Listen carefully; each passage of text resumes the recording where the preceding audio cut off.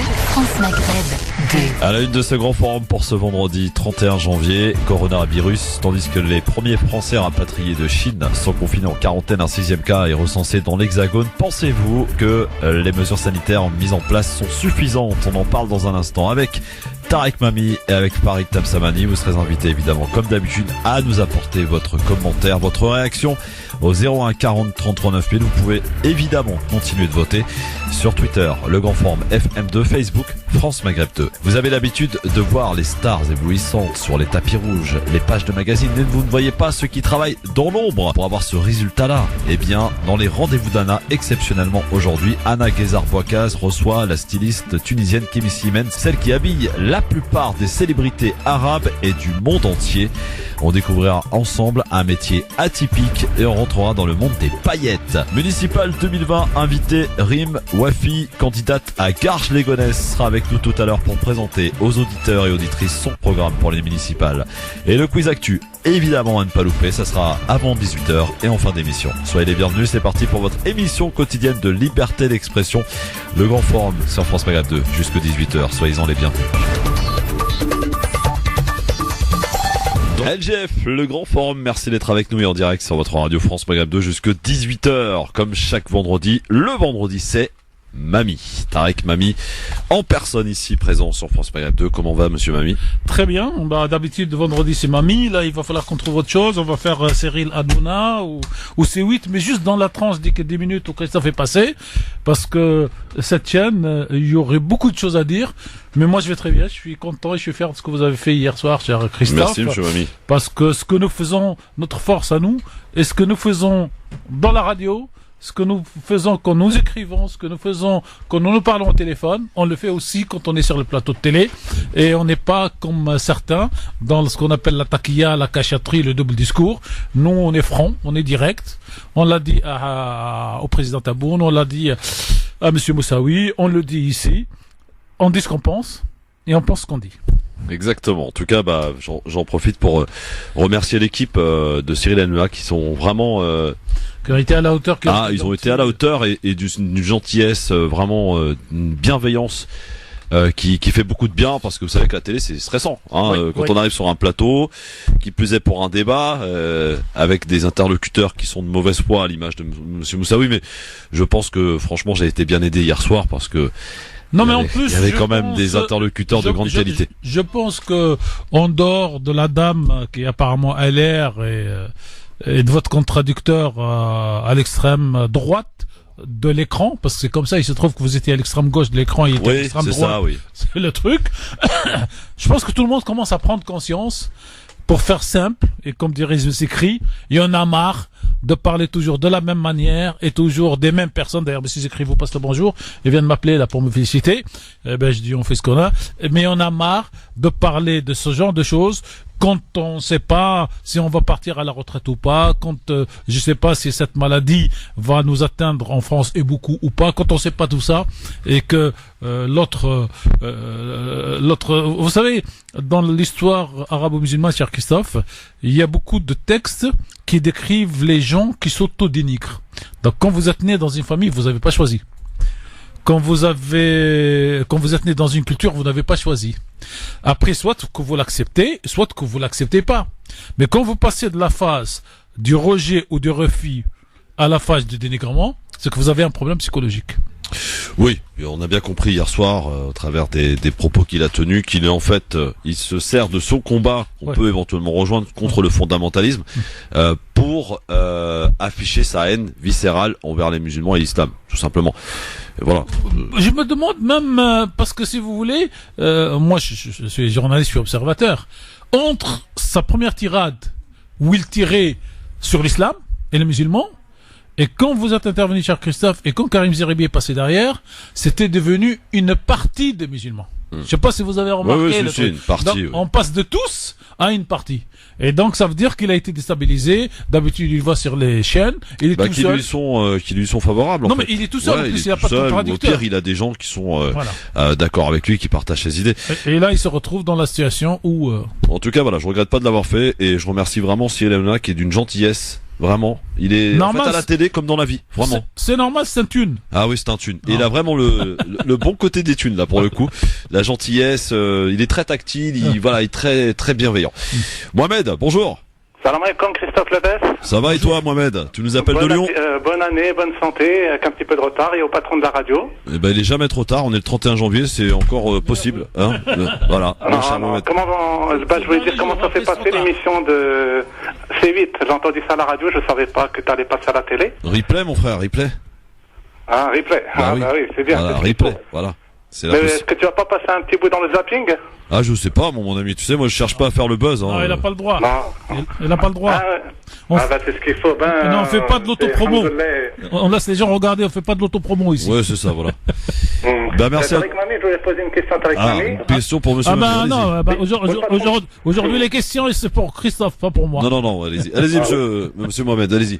Je vais demander à Tariq Mami quand est-ce que vous allez mettre plus d'émissions sur la radio France Maghreb. Je suis un fan de France Maghreb. Quand est-ce qu'elle a été créée? Non, quand est-ce que vous allez mettre plus d'émissions? Plus d'émissions. le samedi soir, par exemple. Le samedi soir Mohamed il s'ennuie.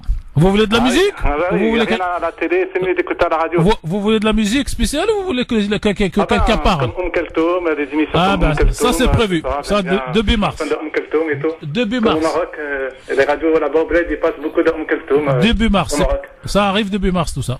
Vous aurez de la musique différente tous les soirs à partir de 22h début mars. Voilà Mohamed. Et comme donc tous les soirs avant de dormir. Avec le froid qui fait du côté de Dijon. Voilà. Bon alors, courage à Dijon alors. tous les soirs à partir de 22h, vous éteignez la télé, vous mettez la radio, vous aurez du nouveau qui arrive avec DJ Nabil, Christophe et toute l'équipe. Merci en tout cas Mohamed de Dijon, on vous salue bien entendu. Cher Mohamed, 01 40 33 9000, on va aussi parler du coronavirus bien sûr parce que c'est une maladie qui commence à inquiéter Tariq Mami. On en est au 6e cas ici en France. Le dernier en date, c'est un médecin. Et Alors apparemment c'est un médecin qui l'aurait attrapé ici en étant proche de malades qu'il soignait. Ouais. Et le premier malade, je crois, est dans un état grave à Paris. Oui. On en reparlera dans un instant avec l'inquiétude justement de ces Français qui ont été rapatriés, qui sont arrivés du côté de Istres. Et qui vont être installés donc en quarantaine. C'est ça. Au moins pendant 15 jours parce que c'est la date, c'est la durée de l'incubation. Et j'ai vu hier que le maire de la ville où le lieu a été choisi n'était pas content parce qu'il a appris ça par la presse. On aurait pu avoir la délicatesse effectivement d'appeler monsieur le maire. On l'écoutera monsieur le maire justement Voilà. parce qu'en fait il y a une grosse fête dans sa ville ce week-end, ce dimanche, et il a peur évidemment que les gens passent à la psychose et qu'ils ne viennent pas. Non, Voilà. mais puis c'est bien d'appeler quand même les maires. Les maires sont les patrons, ce sont les présidents de leur village. Hein. Exact. Allô, bonjour, qui est avec nous? Oui, bonjour Christophe, oui, c'est Amar de Tremblay. Bonjour Amar de Tremblay en France, comment ça va monsieur Amar? Ne tremblez pas. Très bien. Joli. Hier, j'ai suivi l'émission de Gérifin. Oui. Et franchement, t'as bien parlé, t'as dit ce qu'il fallait dire.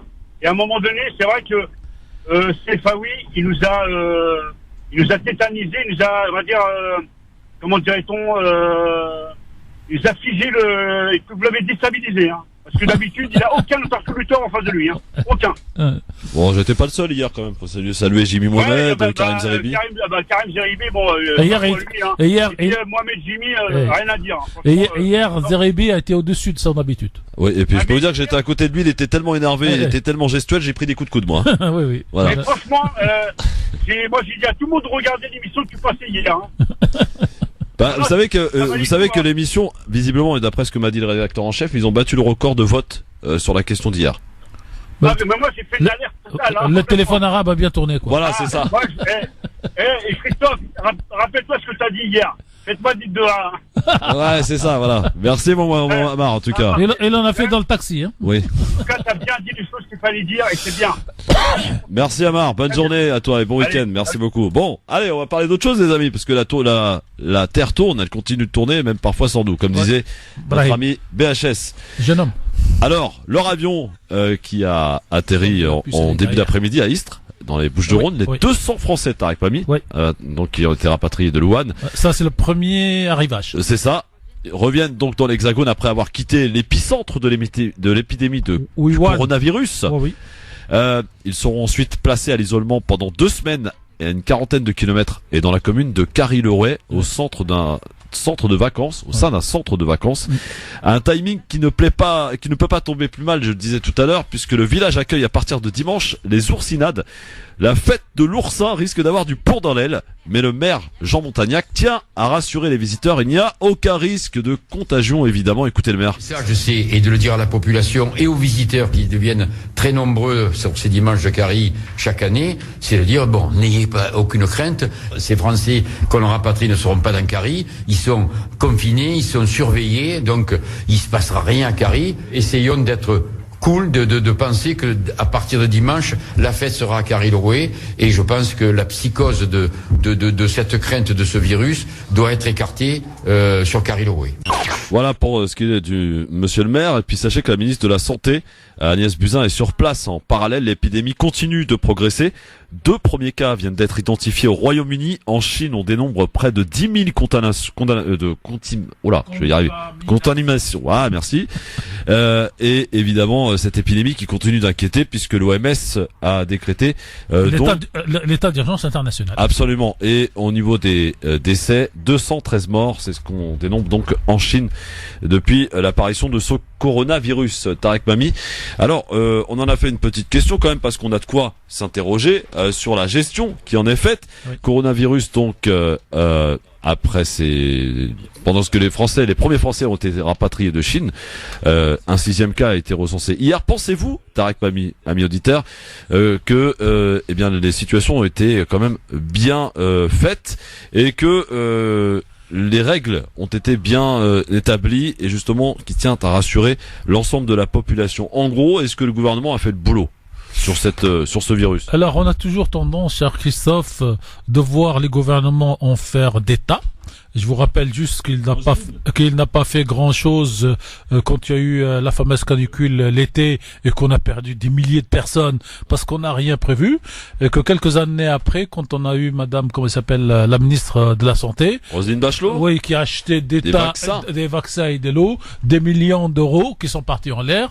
Donc la question, est-ce que la santé publique vaut qu'on y fasse tout, même si on perd de l'argent derrière? Ouais. Est-ce que ce fameux principe des précautions est utile? D'ailleurs, je vous rappelle que le Conseil constitutionnel vient de rendre, cher Christophe, une décision qui dit qu'en clair, l'écologie et l'avenir peut justifier la limite de ce qu'on peut appeler les droits. Et donc aujourd'hui, on rentre dans ce cercle de la prévention et de cercle donc des principes de précaution. Donc le gouvernement a fait ce qu'il avait à faire.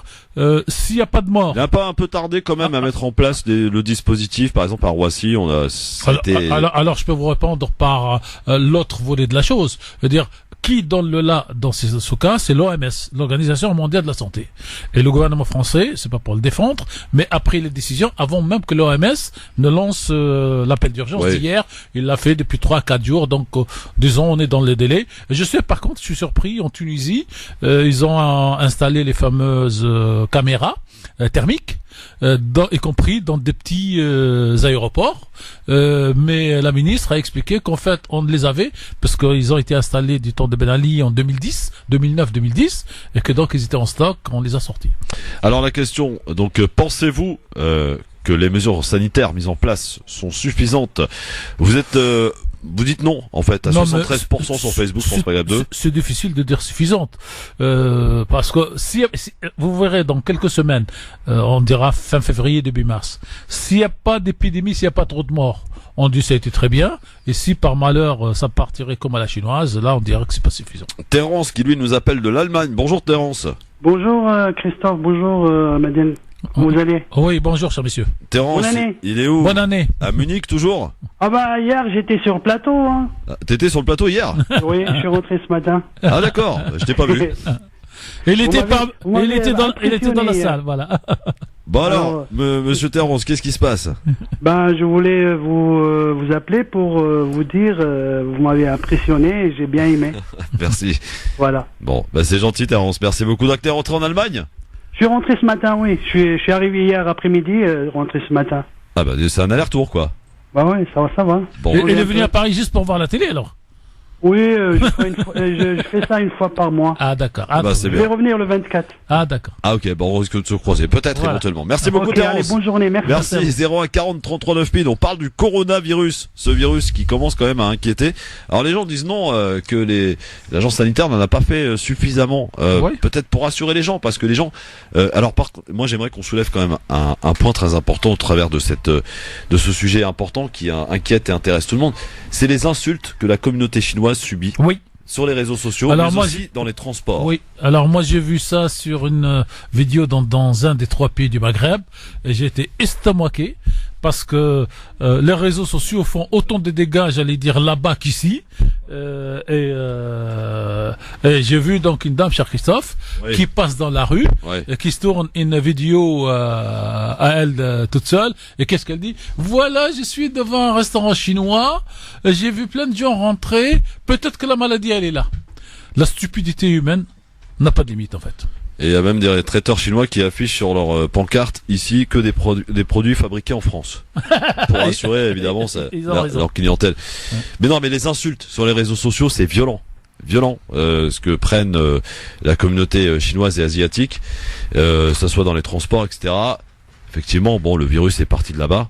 Oui, d'accord, mais est-ce que pour autant il faut généraliser à toute une population? Bah, Puis, de toute façon, elle y est pour rien, de toute façon. Et puis le sida, par exemple, n'est pas parti de Chine. Ouais. Or, le sida est entre fait des- guillemets, oui. c'est une maladie occidentale, entre guillemets. Ouais. Mais bon, on va pas, entre guillemets, hein. C'est pour ça, je connais un peu l'histoire, cher Farid, qui arrive. Pareil, Tab Samani Ouais. qui s'installe. Oui, oui, vous inquiétez pas, je connais l'histoire, j'ai travaillé un peu dessus. Je vais même pas rentrer dans les théories singe-homme et tout le tralala, ni à l'inoculation d'un produit qui serait venu de l'autre côté de l'Atlantique. Mais bon, disons, personne n'a jamais désigné une population pour dire le sida, c'est cette population-là, alors qu'aujourd'hui, on dit que cette maladie, c'est les Chinois. Monsieur Bonjour, Tab Farid. Samani, bonjour. Bonjour à tous, désolé pour ce retard, merci à vous. Oui, c'est le problème, c'est la faute de la moto. Moi, c'est la faute de mes pieds, vous, c'est la moto. À chacun, c'est, hein? Alors, C'est à le, peu près ça. le coronavirus, on en parle, mon cher Farid. T'es inquiet d'abord? Oui. Ah oui? Oui. Farid, il est inquiet. Oui, il m'arrive d'être inquiet. Hein, Bon, d'accord, ok. ouais, parce qu'en fait, je voyage prochainement Et ils voyagent Ah. beaucoup. Il y a ceux qui voyagent et beaucoup. du coup, les aéroports effectivement sont des sujets à risque, Ouais. et notamment les aéroports où, alors je suis désolé, mais transits. étant donné que le foyer est en Chine, où il y a beaucoup de vols qui arrivent de Chine. Et les Ah, il n'y mesures... en a plus, là, des vols en ce moment. Non mais Quasiment. là où je vais, Ah non, bah, apparemment, ils ont aux coupé États-Unis, partout. ils ont coupé Ah partout. oui, aux non, mais États-Unis c'est les Chinois qui ont coupé. D'accord, ok. C'est les Chinois qui ont coupé les avions qui viennent ou les avions qui partent. Les mesures sanitaires ont-elles été à la hauteur? Est-ce qu'elles ont été suffisantes? Farid Tab Samani, c'est la question qu'on pose aux auditeurs, auditrices aujourd'hui. En France, Oui, en France, oui. bon, enfin, on ne connaît pas le degré de pénétration du virus en France à ce stade-là. 6 cas pour l'instant. 6 cas Dans un avérés. médecin. Dans un c'est médecin. ça, dont un médecin. 6, c'est beaucoup. Hein, Oui, c'est beaucoup. c'est énorme. On est 65 millions d'habitants. Les échanges, que ce soit marchandises ou tout simplement les vols commerciaux, c'est des milliers de personnes, des millions tous les jours. Voilà. Ce qui est intéressant à mon avis alors là du coup je bifurque un peu, c'est de voir à quel point nos économies sont complètement connectées en fait. Ah. C'est ce qu'on appelle la mondialisation, cher ami. Exactement, et donc c'est un des cas où effectivement des cas négatifs de la mondialisation. Ce qu'il faut savoir, c'est que l'économie chinoise qui était pas qui est la première économie mondiale, en fait, là elle est quasiment à l'arrêt. Ouais. C'est faut bien comprendre ça. Hein. Et l'économie française, ou en tout cas une partie de l'économie française qui est liée notamment aux touristes chinois, est également quasiment à l'arrêt. Donc faut bien comprendre qu'en fait les impacts en fait vont être violents. Après, une fois qu'on a dit ça, qu'est-ce que les autorités sanitaires françaises font? Je pense qu'elles sont dans une mesure où en fait elles font très attention. Elles essayent de pas faire paniquer les gens gratuitement.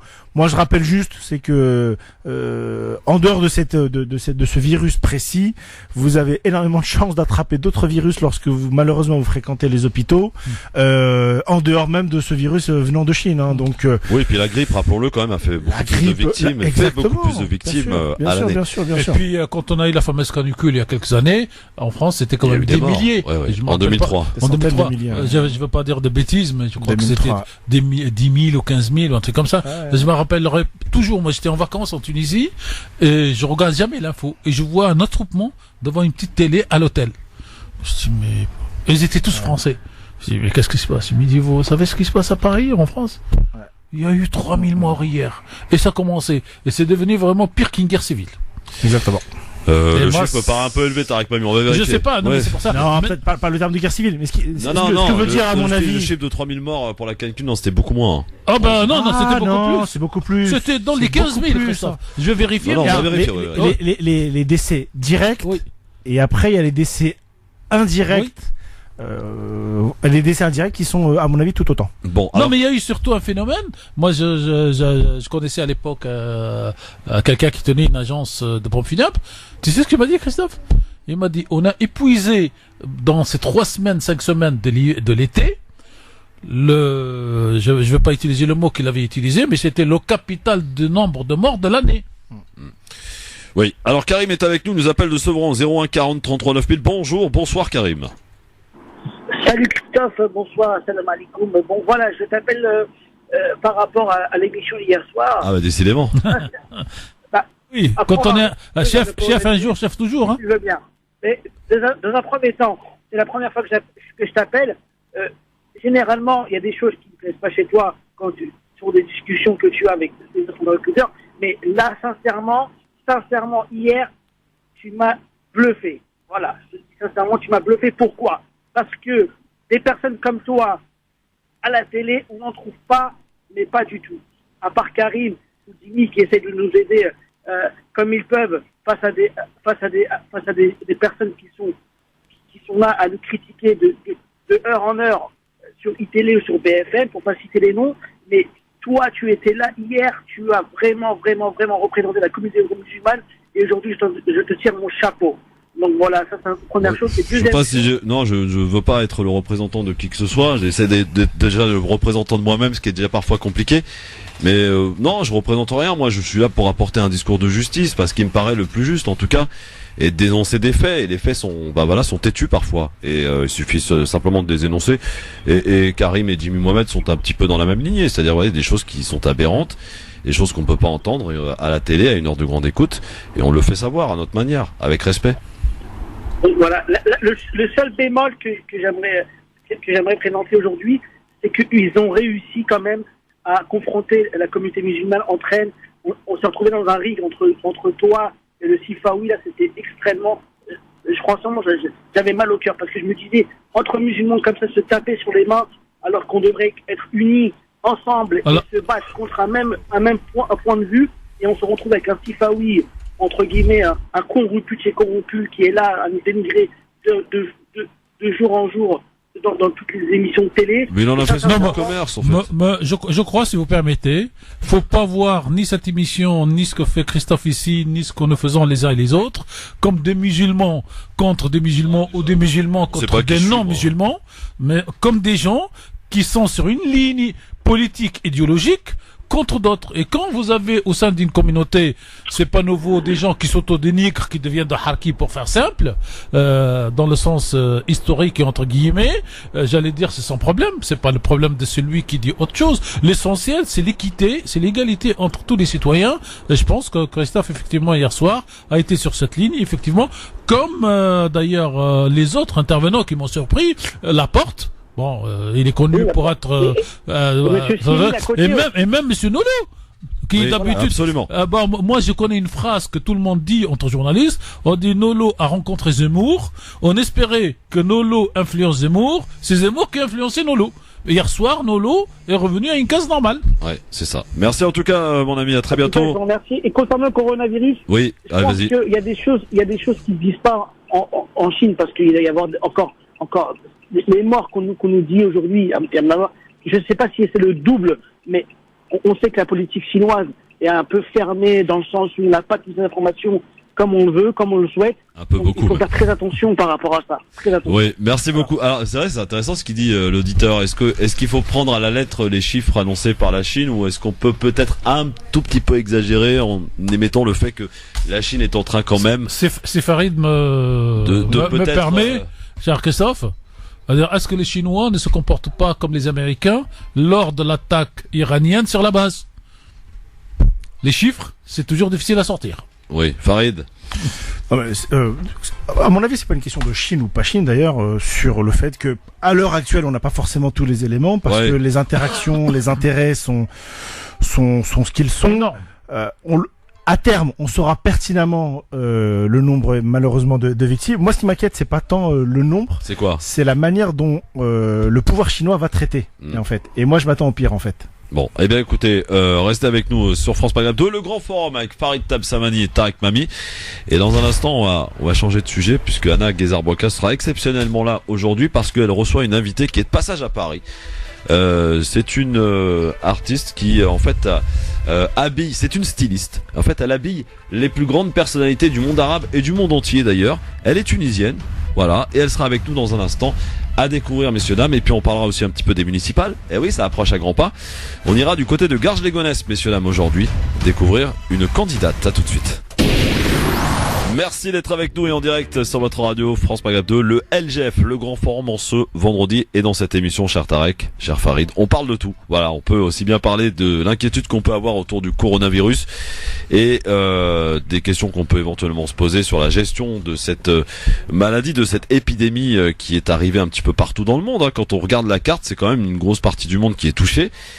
Évidemment, en premier lieu, la Chine, bien entendu, avec... Alors, il n'y a toujours pas en Afrique. Ah si, il y en a eu en Côte d'Ivoire. Hier, aujourd'hui peut-être, mais bon, c'est pas encore le truc. Et bon, pour le reste, c'est principalement Chine et Occident, c'est-à-dire les endroits où les gens, comme disait Farid tout à l'heure, voyagent les plus. Voilà. Et notre ami... par contre, j'ai vu qu'en Australie, oui, il y a des cas. Ils ont réquisitionné une île pour y mettre les gens qui viennent de l'extérieur, notamment de Chine, pour la quarantaine. Et carrément, ça me rappelle le fameux livre Le pavillon des lépreux.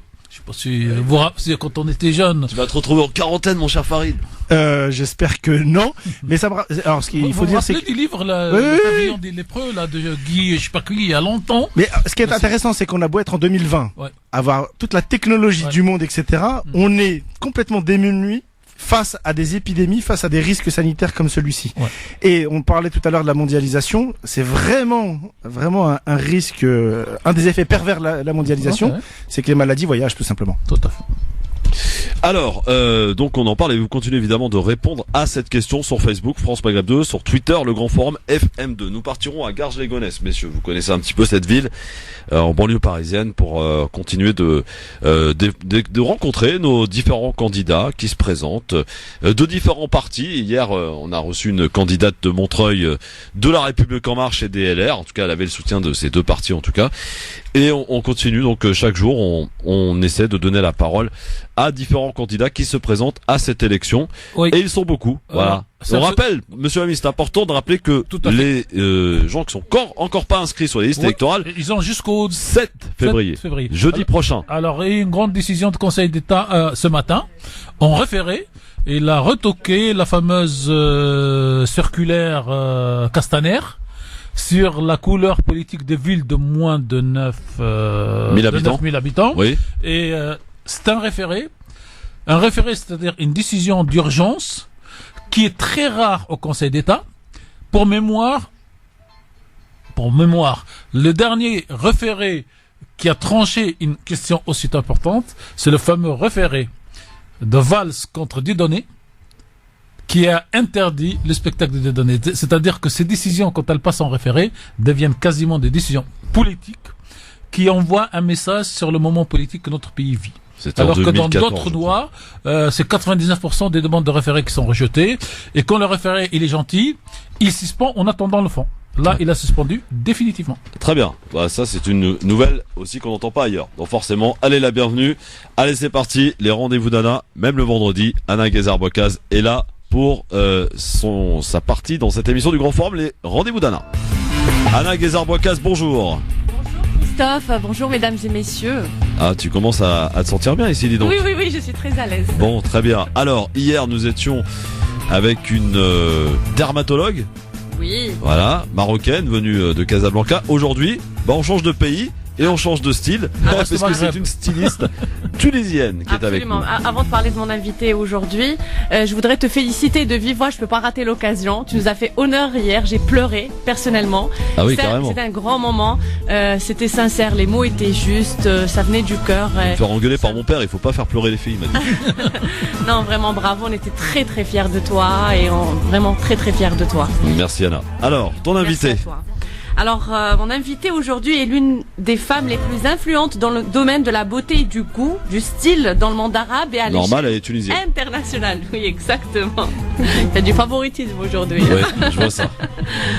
Son carnet d'adresses fait rêver la plupart d'entre nous parce qu'il contient les numéros de téléphone des célébrités du monde entier. Ah. Ils font appel à ces services tout simplement. Si vous avez l'habitude de de voir les stars habillées comme dans des contes de fées sur les événements mondiaux ou sur les pages de magazines, eh bien c'est Madame Imen Khemissi, mon invitée aujourd'hui, qui les habille tout simplement et qui s'occupe de leur image. Bonjour Imen. Bonjour. Merci d'avoir accepté mon invitation. Merci pour l'invitation. Je suis très heureuse. Marhaba bik. Voilà, c'est ce que je voulais entendre. Le aïchek. En tunisien on dit marhaba. Marhaba. Bon. Alors Imen, vous êtes d'origine tunisienne, mais vous êtes installée en Égypte. Pourquoi? Parce que c'était une nécessité de... Oui, comme vous le savez tous, l'Égypte, c'est l'industrie des films, des séries, des clips, de la musique, tout. On l'appelle Hollywood de l'Orient. Oui. Donc, c'était la bonne destination pour moi.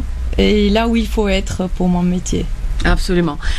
Et comment vous êtes retrouvée justement dans ce métier? Je sais qu'on postule pas pour ça. Il n'y a pas de... Comme ça, si quelqu'un est inspiré ou rêverait d'exercer votre métier, il pourra savoir à peu près comment on peut y accéder. En fait, au début, j'ai commencé ça. J'avais un magazine en fait en Égypte, fashion, art, tout ça. Donc, je faisais le styling pour les couvertures de mon magazine et les fashion shoots, c'est-à-dire des séances photos qui parlent du fashion, des trends, des choses qui sont en vogue, tout ça. Donc, et j'ai bien travaillé avec beaucoup d'artistes, beaucoup qui ont bien aimé mon style et tout. Après la Révolution, malheureusement, j'étais obligée de fermer cette agence. Et l'une des chanteuses, Chérine, si vous connaissez bien sûr, oui, Chérine m'a fait appel. Elle avait un feuilleton et elle voulait que je lui fasse tous ses costumes. Voilà, et là j'ai commencé. Voilà. C'est un métier, ça fait plaisir, hein, c'est un métier oui. de paillettes. Oui. Mais quand on revient à vos débuts, Madame Khemissi, est-ce que c'était facile pour vous de gagner la confiance de grands noms comme ça? Non, mais comme je vous l'ai dit, elles étaient surprises quand je faisais les couvertures pour mon magazine. Je faisais un travail exceptionnel, alhamdoulilah. Donc elles étaient tous très contentes et du coup à chaque fois que je reçois un appel, écoute, j'ai besoin de toi pour la couverture de mon album, mon film, tout. Et c'est là que ça a commencé. Et est-ce que le fait que vous soyez d'origine tunisienne, entre guillemets, vous êtes quand même considérée comme une étrangère, hein, même si on est tous arabes, sauf Christophe. Quoique, il paraît que dans les gènes... Non, mais depuis hier, ça y est, tu l'as.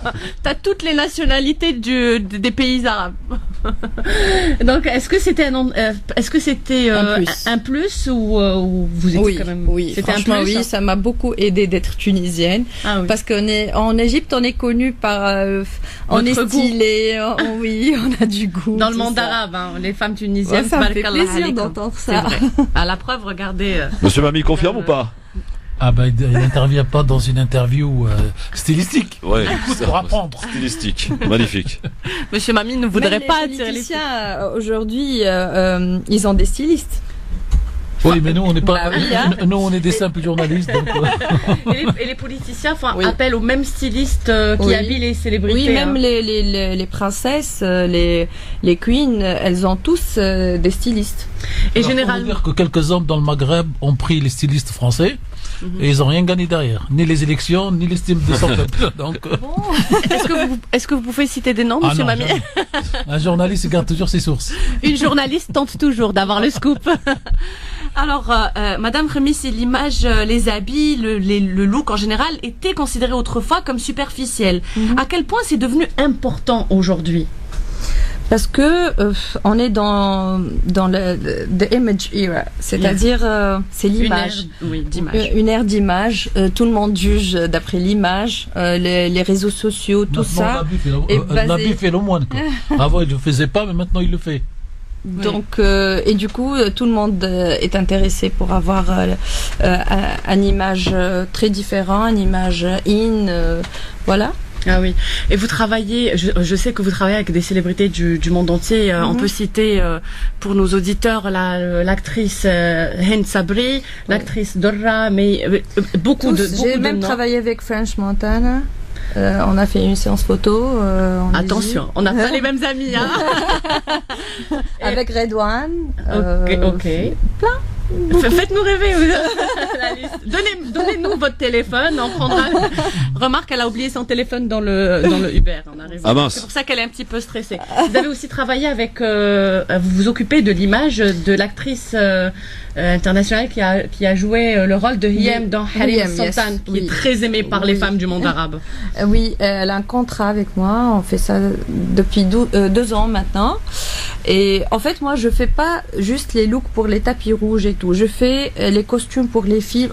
D'ailleurs, j'ai un grand film qui vient de sortir le 22 de Mohamed Imam, le fils de Adel Imam, l'Esbarded. Oui, donc je fais les costumes pour les films, les feuilletons, les clips, les tapis rouges, tout quoi. C'est magnifique. Est-ce que vous travaillez avec les anonymes aussi? C'est-à-dire, oui, parfois, oui. Je le fais pas souvent, mais parfois, je reçois des appels des gens très importants qui veulent être stylés ou qui veulent une styliste pour leur aider à faire apparaître avec une image classe, ça dépend des besoins. Mais c'est quand même un service de luxe, ça reste, ce n'est pas donné. Hein. Oui, mais je le fais pas souvent. Moi, ce que j'aime le plus, c'est les films et les feuilletons. Mais en gros, vous qui êtes dans le métier, qui connaissez tous les détails à ce propos, et nous qui sommes curieux, est-ce que c'est possible de nous donner à peu près une fourchette pour faire appel à une styliste? On vous demande pas, on n'oserait pas vous demander des chiffres. C'est une question que vous avez posée à Farid, non. Il a posé. mais juste par curiosité, moi Vous savez, quand vous allez dans les restaurants de luxe, vous avez les cartes. Sans les prix. Toujours. Donc, vous consommez et après vous passez à la caisse. Oui, exactement. Ah oui, donc généralement ça se fait comme ça. Et ça peut vraiment varier ça jusqu'à ne pas. Ok. Pour les anonymes, ils sont ouverts, ils ont un budget ouvert. Ils veulent un résultat impressionnant. Donc tu as un budget, tu fais ce que tu veux. Christophe, prépare-toi, on change de métier. Oui, peut-être. À la fin. Oui. Mais après Anna, moi je voudrais savoir, est-ce que le style d'Habib et l'écale tunisien ancien classique, parce qu'on sait qu'en Tunisie, comme au Maroc, comme en Algérie, chaque région a ses propres tenues de mariage, de tradition et tout ça. Est-ce que quand vous travaillez pour produire quelque chose, est-ce que ces images arrivent à votre imaginaire? Est-ce que vous vous inspirez? Ou est-ce que vous dites non, moi aujourd'hui je veux créer quelque chose? Si, je l'ai fait pas mal. Plusieurs fois en fait, j'ai bien utilisé les costumes traditionnels de la Tunisie, du Maroc bien également, surtout pour les tapis rouges, pour les festivals. J'aimerais bien que mes stars apparaissent avec un look arabe, avec un look traditionnel revisité. Il y a beaucoup de designers qui font de très belles costumes, donc j'ai bien fait ça, oui. Mais pourquoi le caftan reste, même si on le voit sur le tapis rouge, il reste moins demandé par les célébrités du monde? C'est pas moins demandé du tout. D'ailleurs, j'ai plein de célébrités libanaises et égyptiennes qui demandent d'être habillées en caftan. Et le caftan, il est marocain ou algérien? Marocain, tunisien. En fait, en Tunisie, on a un caftan et les Marocains pour mettre tout le monde d'accord, le caftan est andalou. Voilà, c'est ce que j'ai dit la dernière fois. Oui. Il vient d'Andalousie, il a été reparti dans tous les pays des Maghreb. Occupé par les Ottomans. Les Ottomans, voilà. Et à quel point les célébrités sont exigeantes. Racontez-nous, on aimerait savoir. Oh là là. En fait, c'est vraiment difficile de gérer les célébrités. Oui. Mais En fait, si c'est pour un seul projet, ça passe vite, il n'y a pas de problème. Mais si, par exemple, pour une série, on reste 5 mois, on tourne tous les jours, on a juste un jour de repos, là, ça devient vraiment difficile. Mais vous pouvez nous raconter juste une anecdote, mais sans citer de nom, une actrice qui vous a fatigué. Une qui comprend pas le français quand même, comme ça, elle n'entendra pas cette interview. Franchement, c'est les secrets de mon métier, je peux pas révéler ça. Mais parfois, en fait, j'essaie de comprendre le monde de célébrités. C'est pas facile aussi pour eux de gérer le fame, les gens, les fans, tout ça. Je me mets à leur place parfois, elles ont raison. Alors, vous qui habillez des actrices durant des films et des séries, etc., je sais que, en fait, on a tendance à les critiquer, surtout ici d'un point de vue européen, enfin. Dans le sens où elles sont lisses dans leur façon de jouer un rôle et de choisir par exemple les vêtements. C'est-à-dire les actrices arabes, même lorsqu'elles jouent un rôle au cinéma, elles veulent apparaître belles, peu importe le rôle.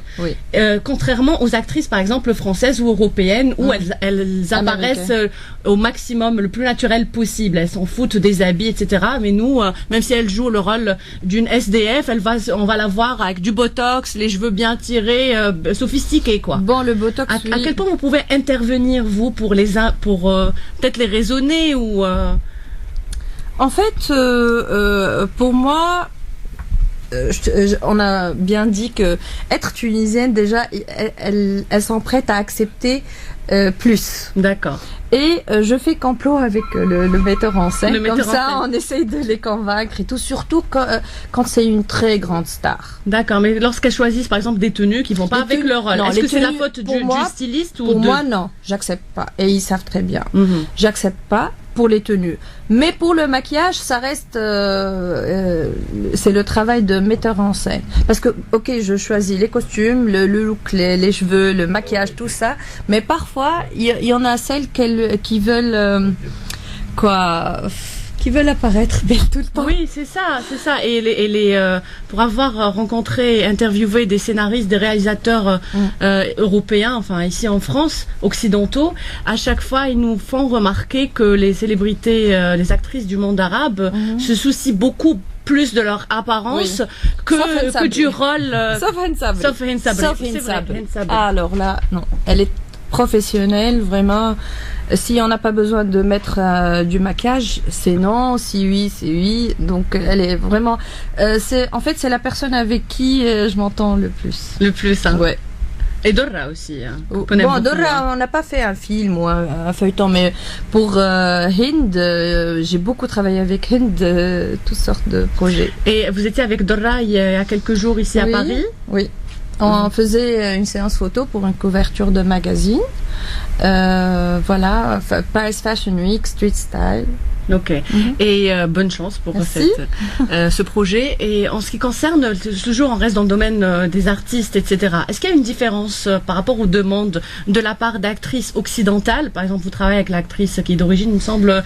turc-allemand. Voilà. Est-ce qu'il y a une différence lorsque une Shirin, Dora, etc. vous demande de l'habiller? Par rapport au goût, par rapport au style, le choix des habits. Elles sont différentes. Qu'est-ce qu'elles aiment les femmes arabes contrairement aux occidentales? Les messieurs sont. Aïe. Les politiciens ici. Que des scandales. En fait, chacune a son goût, chacune a des préférences, mais c'est évidemment elles sont différentes. Pour comparer une égyptienne ou une tunisienne à une allemande, c'est complètement différent. Donc, en gros, les occidentales aiment plus la simplicité, peut-être, plus c'est simple. Oui, exactement. Les Arabes, je sais pas comment dire, c'est différent, mais par contre, elles ont du goût. Mais côté glamour et tout, pour moi, j'aime bien travailler avec elle. Avec les Arabes. Oui. D'accord. J'aime bien. Oui. Merci. on a un espoir d'être habillé par Imen Khemissi. Alors, Imen, est-ce qu'il y a eu des histoires de, par exemple, vous avez déjà habillé une personne et elle se retrouve avec une autre femme, une autre actrice qui porte la même chose. Je sais que ça c'est votre hantise. Jamais. Mais comment vous faites pour éviter ça? Comme ça au moins on prendra ce conseil dans les mariages. Nous les anonymes, on pourra éviter. Jamais, parce que pour un tapis rouge, jamais je fais mes études et quand je fais appel à un designer. La première question, est-ce que vous allez habiller des célébrités, par exemple, pendant le Festival international du Caire, du film? Si oui, je veux bien que ça soit différent. Pas la même couleur, pas le même tissu, pas le même design. Donc oui. Et vous prévoyez des tenues de rechange au cas où la robe... en fait, en général, moi je travaille toujours plan A, plan B, plan C. J'ai toujours 3 tenues. Vous entendez, mesdames? Tu sais, il y a la fermeture qui éclate, il y a un bouton, on sait jamais. Ça peut, messieurs, ça peut vous paraître... Écoute, je fais ça pour les hommes aussi. Hein. Ah, pour les tapis rouges, pour les films, tout, je fais ça aussi pour les hommes. Ils sont aussi exigeants, les messieurs. Exigeants aussi, le costume, le tuxedo, tout ça. Même pour mon film, j'avais plus de problèmes avec les hommes que les femmes. Dernière question, Anna. Alors, vous avez habillé vos clientes pour faire des pages de couverture de célèbres magazines, est-ce que, comme Vogue Arabia, etc.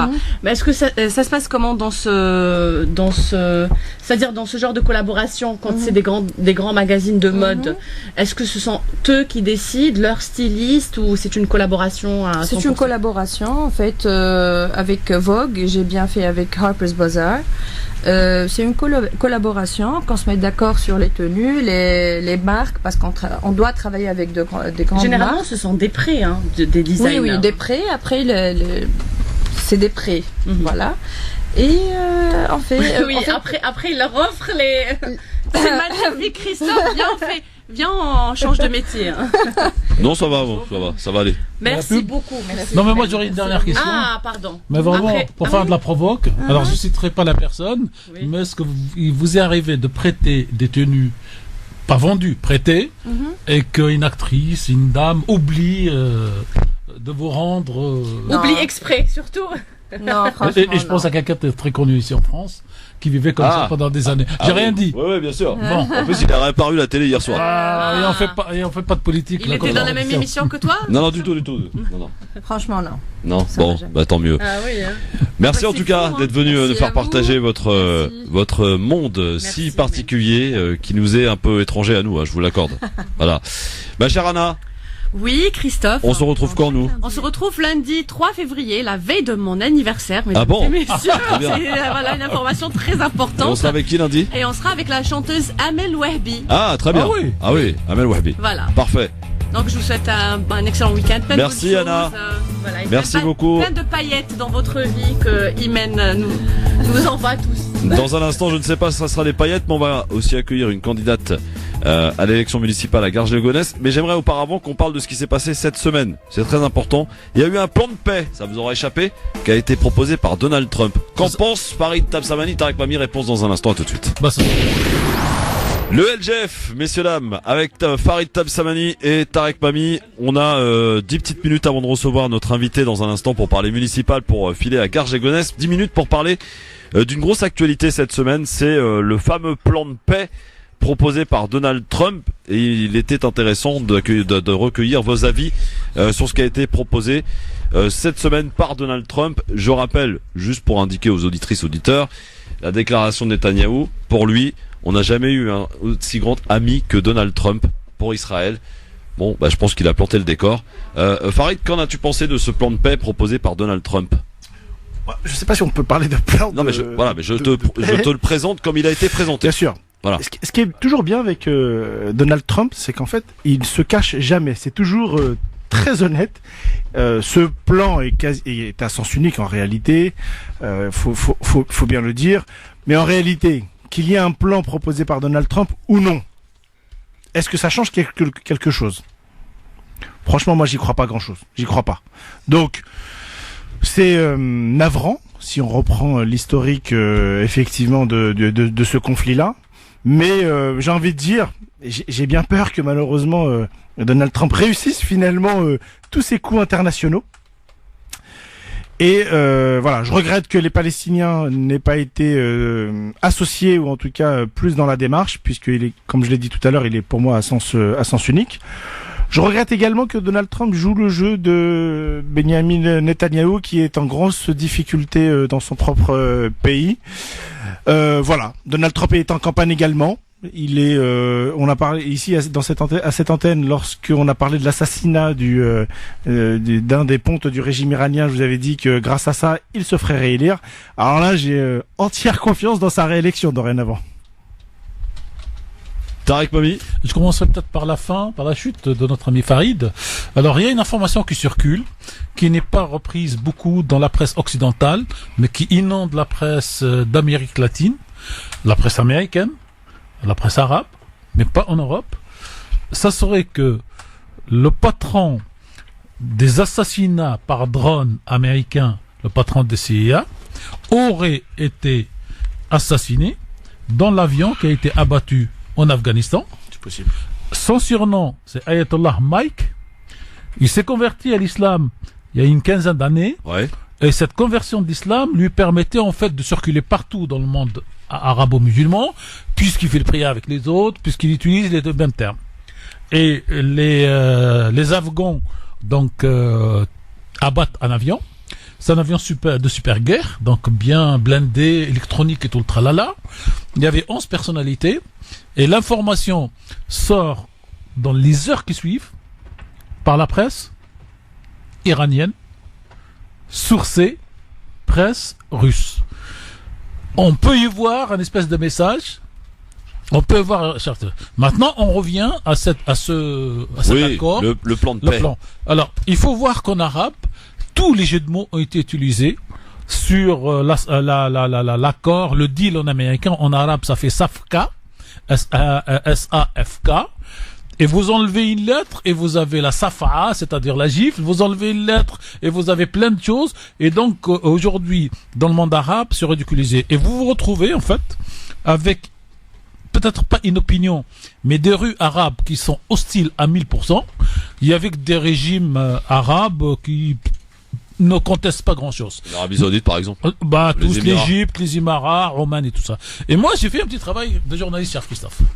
Et j'ai lu les communiqués des différents pays, France comprise. C'est le même texte, c'est les mêmes mots qui ont été utilisés par tout le monde. Et j'ai été surpris. J'ai l'impression que c'est comme si le ministère des Affaires étrangères américaines a donné un speech, ce qu'on appelle aujourd'hui les éléments de langage en politique, et que tous ont repris les mêmes termes, et après chacun il a rajouté une phrase. Et par exemple, vous avez dans le communiqué français, qui se retrouve exactement le même que le communiqué égyptien, où il félicite l'avancée, la réflexion, les travaux, en y rajoutant de part et d'autre, mais ça doit se faire selon les règles du droit international.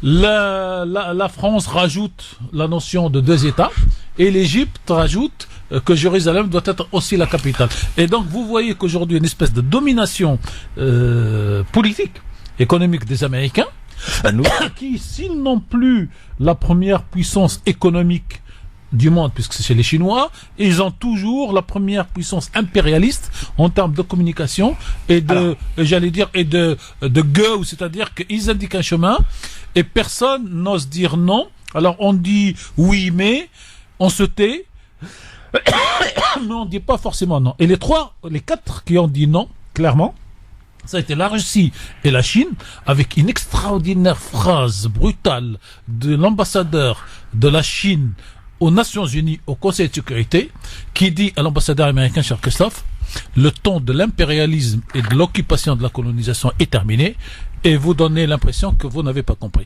Donc voilà pour l'extérieur. Oui, juste 2 choses. Le ton du communiqué de presse du ministère des Affaires étrangères est une première. Français. Oui, en France. Pourquoi? Parce qu'en fait, il a été dicté par l'Élysée.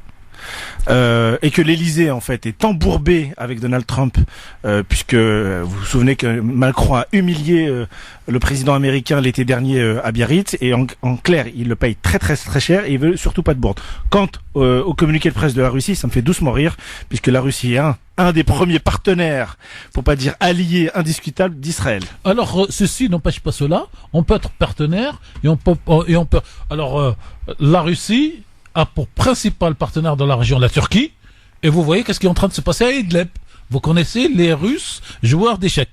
Et par contre, moi j'étais en Palestine à plusieurs reprises, et moi ce qui me rassure entre guillemets sur le long terme, c'est que la mémoire des Palestiniens est aujourd'hui encore plus vive qu'elle n'était en 48, et qu'il y a Ben Gurion qui avait dit en 48, vous inquiétez pas, la première génération va mourir et les autres vont oublier, et on se retrouve avec des Palestiniens aujourd'hui qui ont une mémoire encore plus vive que celle de 48, et les jeunes d'aujourd'hui disent, nous ne partirons pas malgré tout ce qu'on subit, alors qu'en 48 ils seraient partis.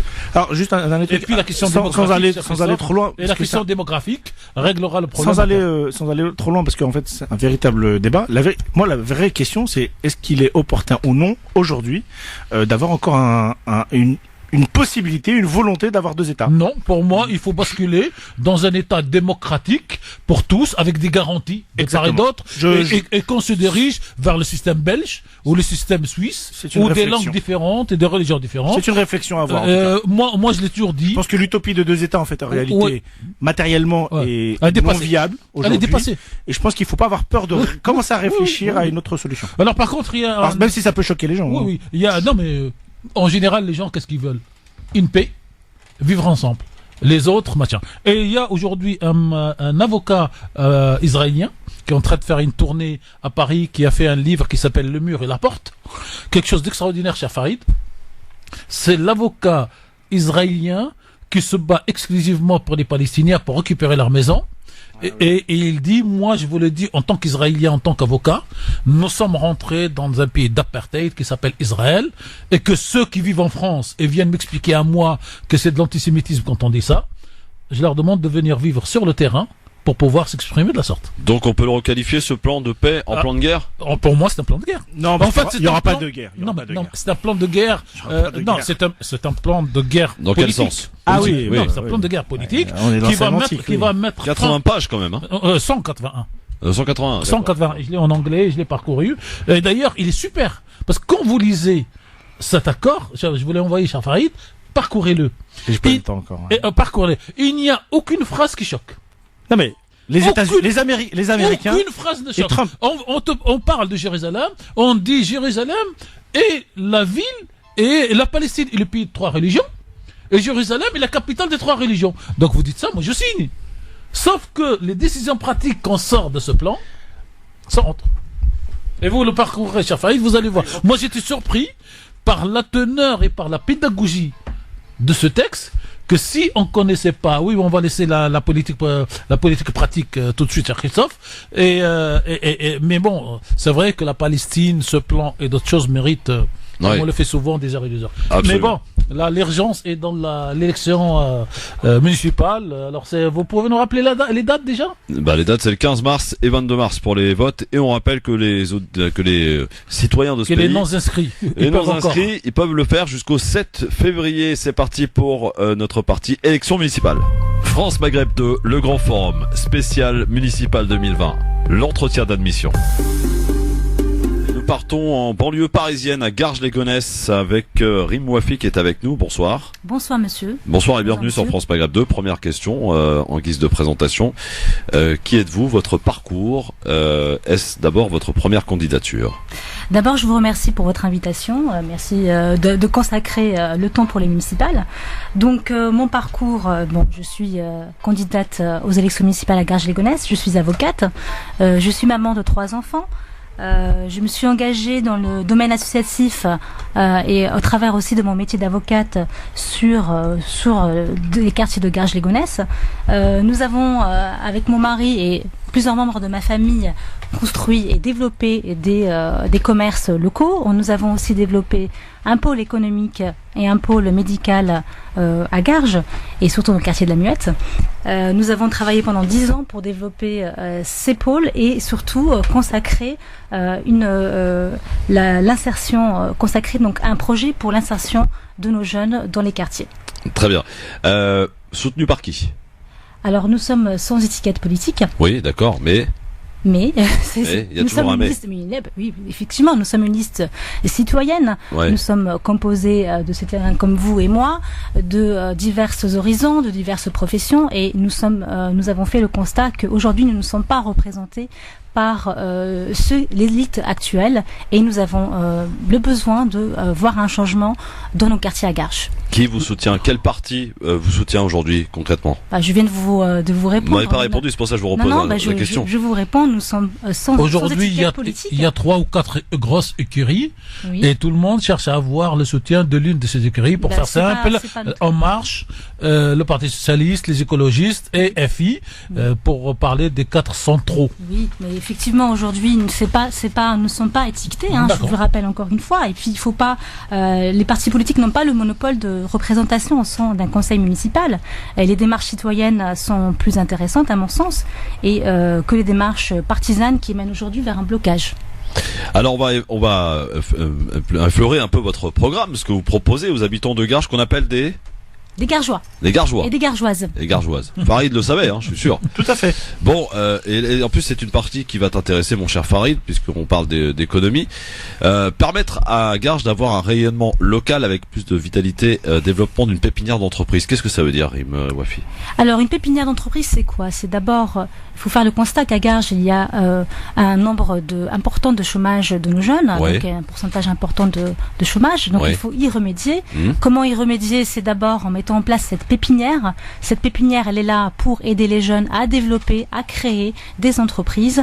Ces entreprises, il faut les aider de quelle façon? D'abord en mettant en place des locaux à disposition, et aussi les encadrer au point de vue juridique, au point de vue, je sais pas, comptable, au point de vue informatique, pour qu'ils puissent se développer au mieux. D'où la création de la maison de l'emploi. Exactement. Ça, vous l'appelez de vos vœux. Alors, la maison de l'emploi va pouvoir travailler en concertation avec cette pépinière, c'est-à-dire que nos jeunes qui sont à la recherche de l'emploi vont pouvoir retrouver à travers cette pépinière de l'emploi, et pourquoi pas de la formation pour pouvoir intégrer ces nouvelles sociétés en création. En fait, c'est pour essayer de maintenir les habitants de Garges-les-Gonesse, donc à l'intérieur même de votre ville, c'est-à-dire qu'ils puissent y travailler, quoi. Effectivement. Sans qu'ils aient besoin d'aller travailler ailleurs, en périphérie. Effectivement, parce que la problématique aujourd'hui à Garges, c'est que Garges est devenue une ville dortoir. Oui. C'est-à-dire que les gens viennent dormir à Garges et puis vont travailler en dehors de Garges. Et il faut pouvoir y remédier en laissant la possibilité aux Gargeois de pouvoir vivre à Garges et travailler à Garges. D'accord.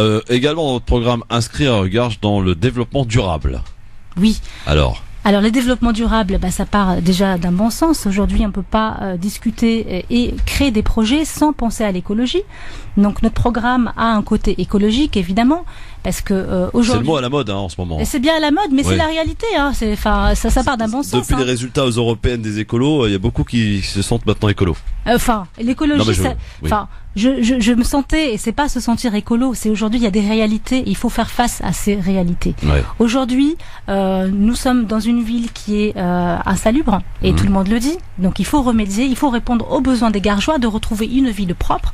Et une ville propre passe d'abord par un développement durable, par un projet politique d'écologie au niveau de nos jeunes. Il faut aussi avoir un discours pédagogique au niveau des jeunes dans nos écoles pour pouvoir développer ces idées écologiques. Le tri sélectif à Garges, il n'y a pas. On n'a toujours pas de tri sélectif à Garges. C'est quand même assez grave et qu'on est à la ramasse, point de vue sur ce sujet-là. Donc il faut que la municipalité mette les moyens pour mettre tout le monde aux normes. Et donc ça passe aussi par des entreprises aux normes. Puisqu'on parle d'écologie, mise en place d'une navette gratuite et électrique. Navette gratuite qui irait de où à où? Alors la navette est gratuite et électrique. Elle sert en fait à désenclaver les quartiers. Parce qu'aujourd'hui à Garges, il n'y a pas de réel centre-ville. C'est-à-dire qu'il y a plusieurs centres-villes et plusieurs quartiers. Il faut pouvoir essayer donc de relier ces différents quartiers pour redynamiser la ville. D'accord, oui, c'est très clair. Donc gratuite et électrique. Et électrique. Voilà, pour éviter de polluer, quoi. Alors pas mal de choses que vous proposez dans votre programme. Donner la priorité aux appels d'offres aux entreprises locales, agir pour l'avenir des enfants, c'est très important. Mieux accueillir les enseignants aussi. Implication des entreprises locales dans le cursus des jeunes, sensibilise également le milieu éducatif au milieu écologique. Agir pour protéger les gargeois. Protéger les gargeois envers quoi? Eh ben aujourd'hui, la réalité, vous êtes au courant de ce qui se passe aujourd'hui à Garges. Il y a eu des problématiques. Enfin, il y a eu un mort lundi dans nos quartiers à la Muette. Aujourd'hui, les Gargeois ne se sentent pas en sécurité. Comment ça, il y a eu un mort lundi à Garges? Je vous apprends. Bah oui, apprenez-nous, dites-nous. Comment ça s'est passé? Qu'est-ce qui s'est passé? Il y a eu moi je laisserai donc les autorités policières, enfin les autorités s'occuper des enquêtes, mais il y a eu une rixe à Garges et aujourd'hui il y a un constat, c'est que les Gargeois ne se sentent pas protégés.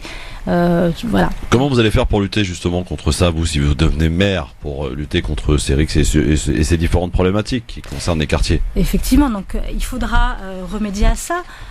Tout d'abord en réimplantant le commissariat national de police nationale à Garges, oui. Parce qu'aujourd'hui à Garges nous n'avons plus de commissariat de police. Il faut aujourd'hui aller à Sarcelles pour pouvoir porter plainte, ce qui est aberrant.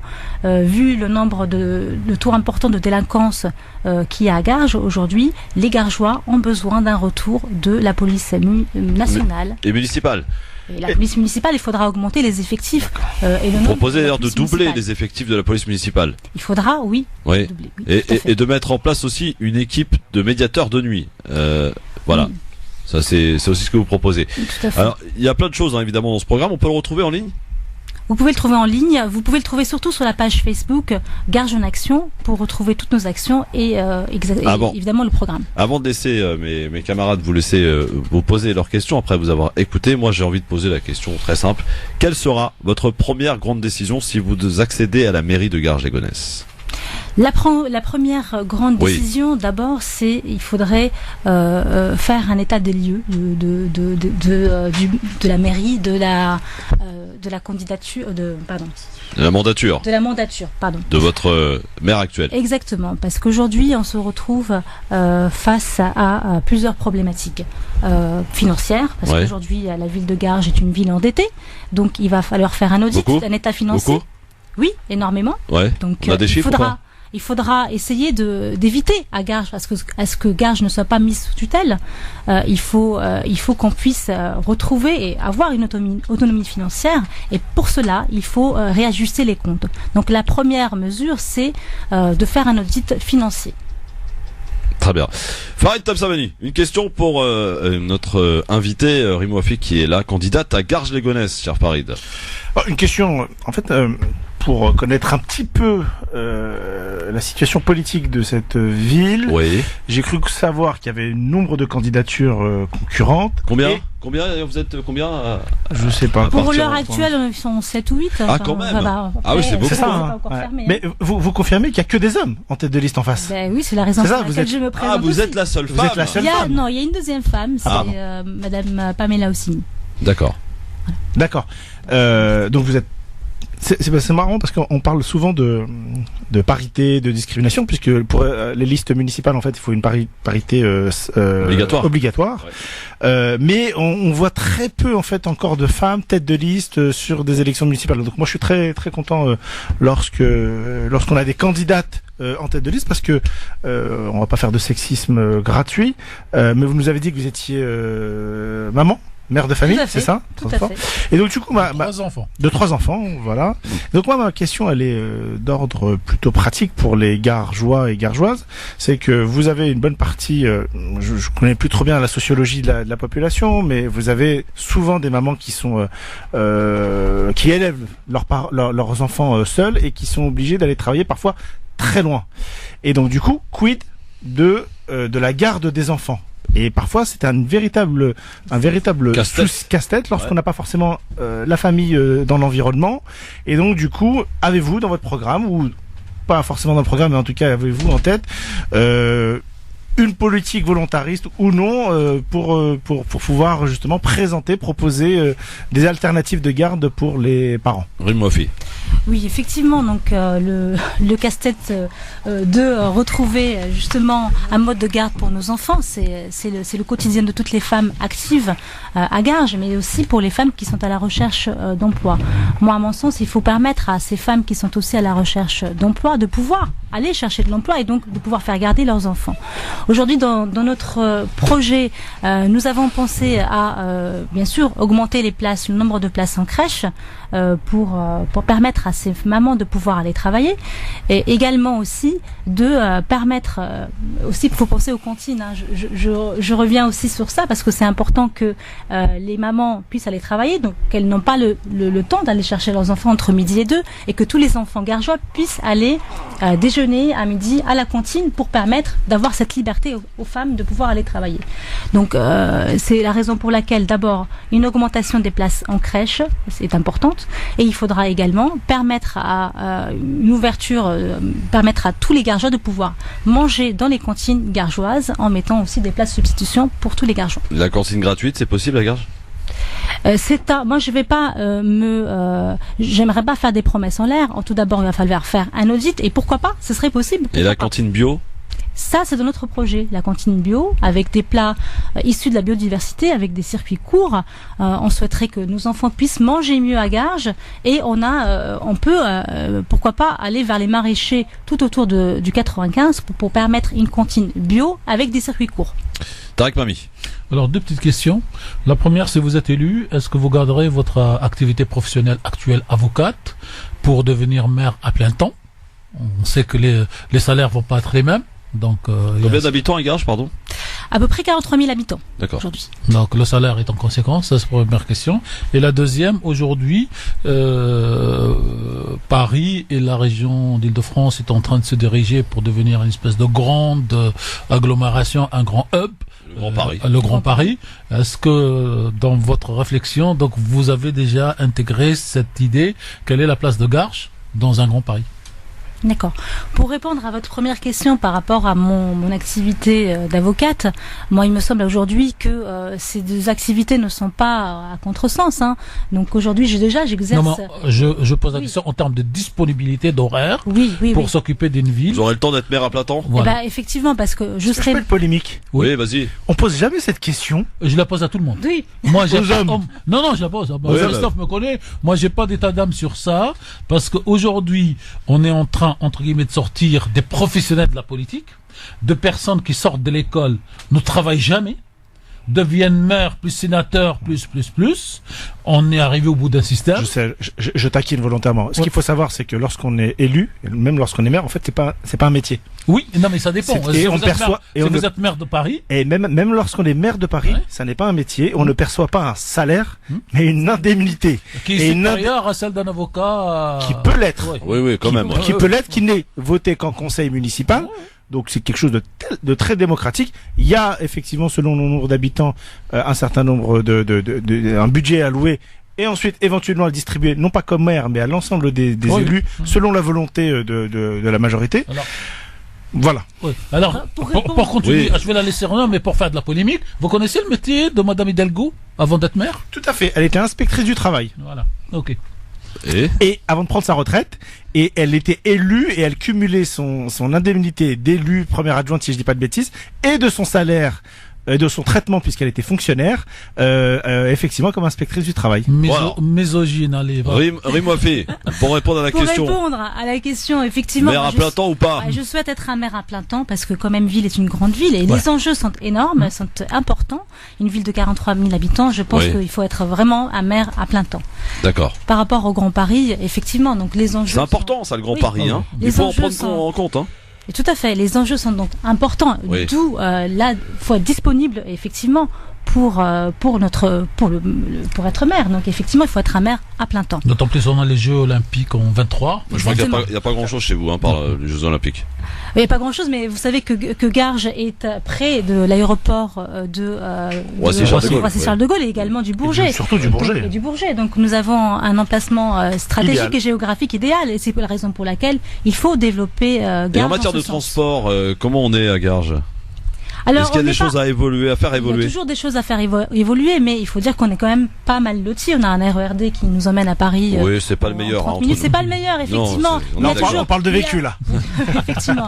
Il y a toujours des choses à faire. Il y a toujours des choses à faire, Ça, comme clair, le tram aussi qui devrait, on aimerait le faire desservir, pourquoi pas aller jusqu'au vieux pays, effectivement, qu'on puisse avoir un tram. Quelle ligne de tram?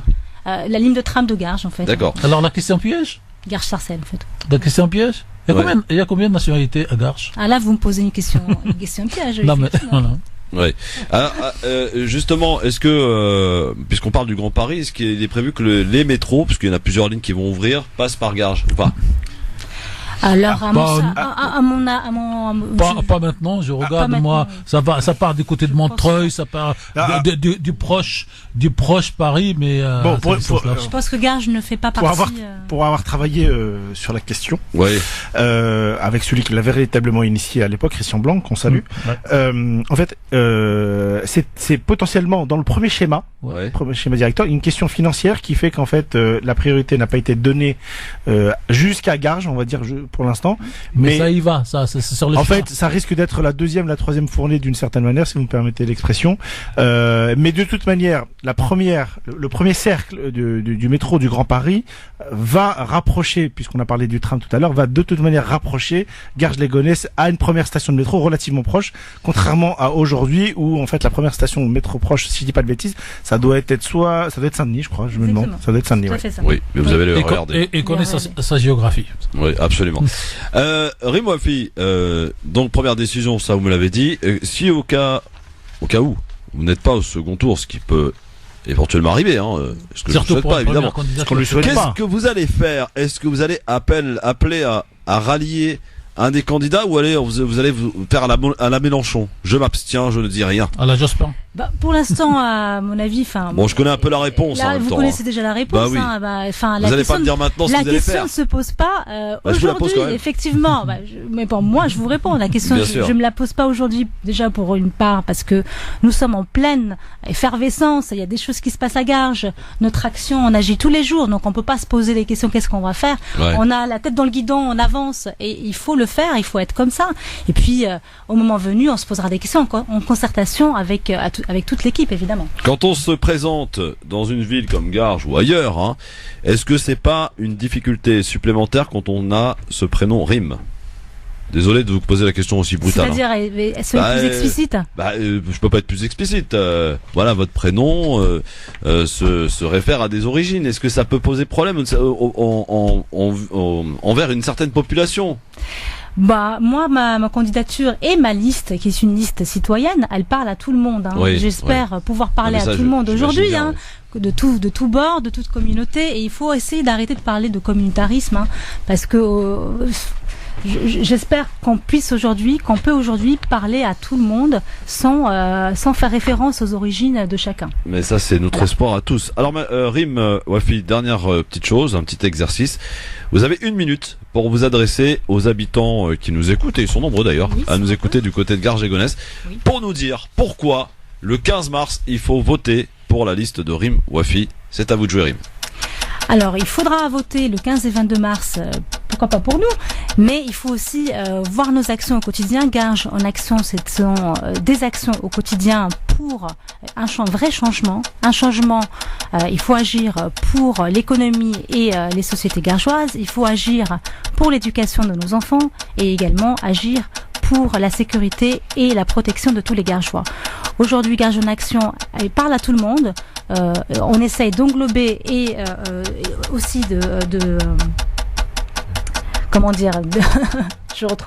d'englober les jeunes, les moins jeunes, les femmes et les hommes. Il faut venir nous voir si vous avez des questions sur notre programme, à notre local qui est situé à la Muette, et nous suivre aussi sur notre page Facebook Garges en action. Et surtout, pour en finir, n'oubliez pas surtout d'aller vous inscrire sur les listes électorales jusqu'au 7 février. Merci Rim Wafi d'avoir répondu à nos questions aujourd'hui et bonne chance pour cette élection du 15 mars. C'est pour cette campagne qui se poursuit. On entre dans le dur là. Merci. Dans un instant le quiz. Jeff, le grand forum avec bien entendu Farid Tamsamani et Tarek Mami, messieurs dames, soyez les bienvenus. Il est 17h54.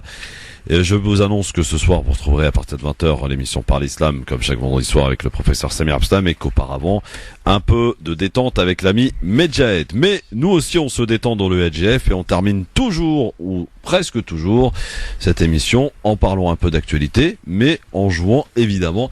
Merci beaucoup et à très bientôt. Voilà pour le quiz aujourd'hui. Attention, Farid Tamsamani, Tarek Mami sont des concurrents redoutables. Farid Tamsamani, ça va ? Ça va. Bon, très bien. T'as bien conseillé notre candidate. T'as vu ? Et je lui ai pris aucun centime. Oui. Ne vous inquiétez pas, ça s'appelle un investissement sur l'avenir. Exactement. Bon, voici mes petites questions. Ça va nous permettre aussi d'évoquer des sujets qu'on n'a pas eu l'occasion d'évoquer, bien sûr. Alors, quel sera le candidat de tête de liste au Havre ? Il l'a annoncé ce matin. Le Premier ministre, Monsieur Philippe. Exactement. Alors, Monsieur Philippe, qui, au cas où il est élu, mettra quelqu'un d'autre à sa place et conservera son poste de Premier ministre. Ouais. Ça, je sais pas. Ça, j'y crois pas du tout. A priori, hein. Non, ça, c'est ce que lui dit. Non, mais ça, je sais pas. Mais alors, c'est une déclaration en double tranchant. Ben oui. Parce que s'il dit je fais ça, les gens ils disent pourquoi on vote pour lui, c'est pas là. C'est ça. Non, alors, oui, d'accord, je suis d'accord. Voilà. Et s'il dit j'y vais là-bas, les gens tout de suite, et les Gilets jaunes la semaine dernière, disent en fait, on est en train de le faire dégager de la retraite et de trucs, on va le pousser pour qu'il gagne, pour qu'il reste là-bas. Donc c'est des discussions à double tranchant. Alors moi je vois plutôt la création d'une nouvelle dynamique pour préparer l'élection présidentielle de 2022 et un changement de Premier ministre tout simplement. Est-ce qu'ils en ont pas marre en fait tous ces ministres et le Premier ministre en personne justement et veulent essayer de retrouver un poste un peu plus tranquille? Alors à sa décharge, je crois qu'ils ont été poussés par Macron pour une raison très simple, c'est que les élections municipales vont être catastrophiques pour le LR en gros. Pour LREM, catastrophique pour LREM. Oui, LREM. Globalement, oui, et donc du coup. Pour LR aussi d'ailleurs. Non, mais peut-être que gagner quelques gros symboles. LR était les grands gagnants, si je dis pas de bêtises, en 2014. Là, ils vont globalement sauver leur peau, voilà, se maintenir. Donc, pousser le Front National. La République en marche, ouais, ça risque d'être catastrophe. Paris, on peut ça dire dépend, c'est perdu. Ouais. Alors. Moi j'annonce. Oui, qu'est-ce que ça annonce? Vas-y, Farid. Non, je sais pas si je peux le dire. Moi je pense que Rachida Dati va faire la surprise. Ah oui, elle pourrait, hein.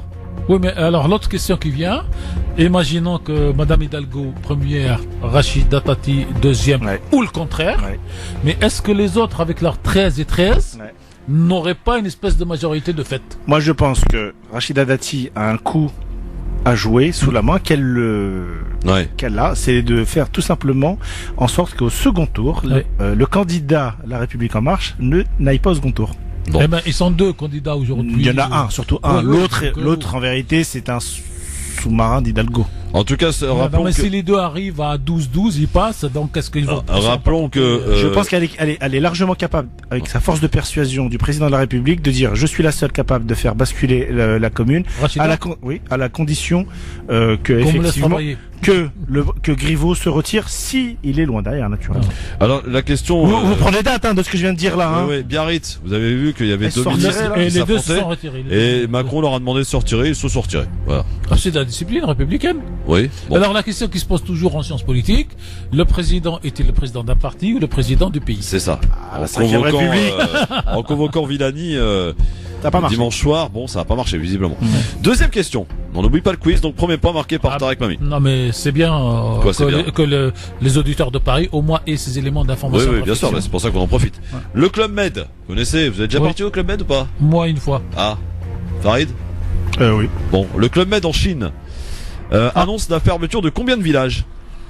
0 pour moi, je sais pas. Ah non, ils sont posés. Non, mais 10, 15? Non, moins. 3. Sachant qu'il y en a 7 en tout. 4. 7? 4. Non, moins. Plus que 4, pardon. 5. Plus 6. Il reste 1. Voilà, 6. 6 sur 7 villages Club Med vont être fermés. C'est ce qu'a annoncé la Chine. Alors, l'histoire de Club Med, on en parlera une autre fois, est une très belle histoire. Magnifique histoire. Comment le mec qui n'avait rien... Trigano. Et alors aujourd'hui, est-ce que vous savez qu'il y a une autre truc qui tourne et les gens ne savent pas que ça appartient en gros à la tribu de Trigano? C'est les fameux hôtels Mama Shelter.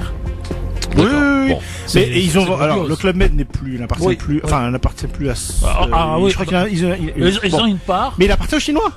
Oui, mais il y a un fonds d'investissement chinois qui est. Eux, ils sont dedans et ils ont surtout les hôtels Mama Shelter.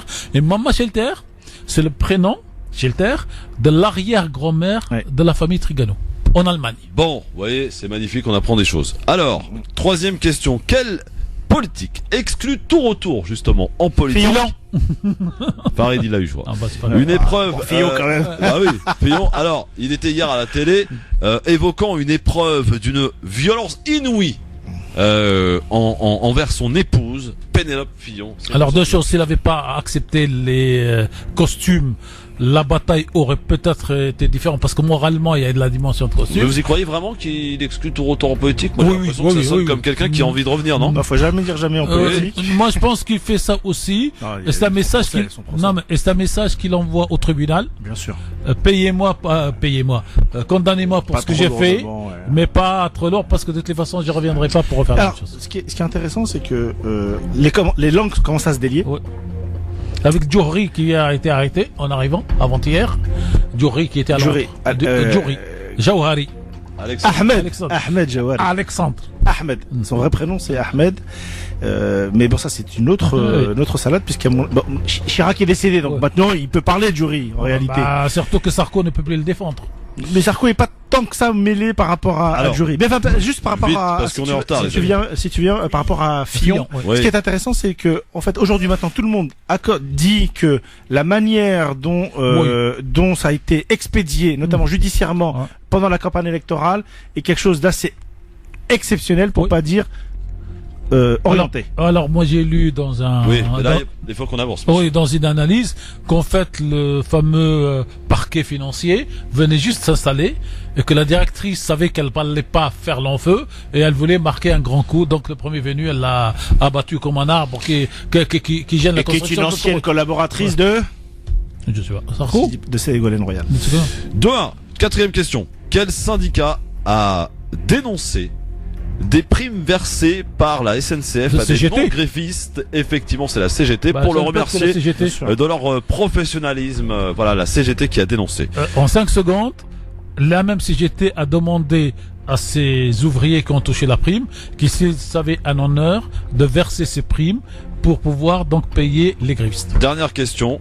Ça c'est important. Castaner, le ministre de l'Intérieur, a perdu son procès ce matin au Conseil d'État. Non, il a annoncé la mise en place de la fameuse carte nationale numérique d'identité française. Selon vous, elle sera mise en place en quelle année? Il a intérêt à la faire avant les élections présidentielles, donc en 21. 21 est une bonne réponse. Voilà. C'est de la logique politique. Ça. Bah oui, non mais voilà, je vois en 2020. Donc on va avoir une... Et vous savez que pour ceux qui ont des cartes d'identité à refaire, en ce moment on les fait plus, donc on attend. Ah oui? Oui, elle reste valable.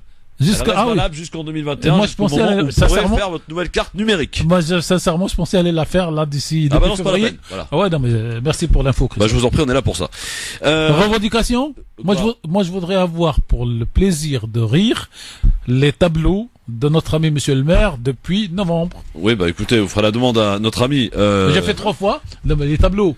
Du quiz. Le quiz. Oui. Ah. Oui, parce que moi j'ai gardé de côté et Philippe est un mauvais comptable. C'est Philippe qui mène. Oui, c'est lui qui mène. Qu'on salue. Ouais, qu'on salue, oui. absolument. Ben j'irai tout à l'heure. Bon courage pour la campagne. Il fait d'ailleurs ce soir ses vœux. Ah, vous y allez? Ah ben j'ai même tweeté. Il va présenter ses vœux à la population d'Orly. Je ne tweete jamais. Mais quand c'est des amis qui sont en cause, j'en fais une question personnelle, donc j'ai tweeté c'est gentil. pour votre émission hier soir, cher Christophe, et j'ai tweeté comme quoi j'irai ce soir à Orly, quelles que soient les conditions difficiles de transport ou pas, mais j'irai saluer notre ami Philippe. Bon, bah très bien. Merci à vous deux, en tout cas, et bonne soirée, mon Farid. Merci Tarek Mami. Rendez-vous donc lundi avec, vous l'avez entendu, avec Anna Guézard-Bocaz, Amel Wabik, la chanteuse qui sera avec nous, et on ira, je crois, de mémoire du côté de Clichy-la-Garenne pour les élections municipales lundi.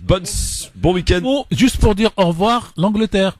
Ah oui, au revoir Brexit. Et hier soir à minuit. Ça y est. Alors, premier, non pas sondage, mais impression ce matin, chez les Anglais, est-ce que ça va changer quelque chose ou pas? Réponse? Pour l'instant, non. Rien. Voilà. Merci en tout cas. On est de retour nous lundi. Salut, bon week-end. Sophie Terrence pour l'actualité, bonsoir. Bonsoir à toutes et à tous et bienvenue dans votre journal avec au sommaire ce soir l'une des 180 personnes rapatriées aujourd'hui en France depuis la Chine présente les symptômes du coronavirus. Elle a été transférée à l'hôpital de la Timone à Marseille où des examens sont en cours. Ce n'est plus qu'une question d'heure. À minuit, heure de Paris, le Royaume-Uni aura officiellement quitté l'Union européenne.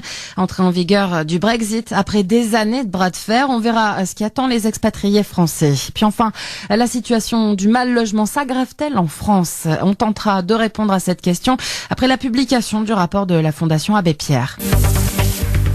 Agnès Buzyn à Carry-le-Rouet dans les Bouches-du-Rhône. La ministre de la Santé est venue accueillir aujourd'hui les 200 Français rapatriés de Wuhan, épicentre de l'épidémie de coronavirus en Chine. Ils vont être placés en quarantaine, 14 jours d'isolement au sein d'un centre de vacances.